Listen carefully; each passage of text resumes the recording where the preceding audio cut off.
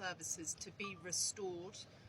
Is there any plan to do that? There are major concerns that people won't be able to vote today and that this is going to have a massive effect on democracy and turnout. Why not? If internet is not there, obviously we are in contact with the government and whenever it is possible, because there are other reasons. Election Commission is not responsible for this.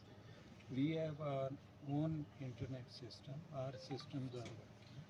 And whenever they feel like there is no problem as far as security is concerned, it will be. Chief Sahab, ये बताइएगा कि voters are worried that they don't have access to the internet and they can't find where they need to vote. Are you not concerned about the impact that's going to have on this process? In fact, exactly this was the question I was responding to one of our friends, that once the election scheme was uploaded on the website and it was announced, everyone was checking their vote and location of where to vote. So did they postpone it till today, that they will see it today? But some people want to see that this morning. Sir, election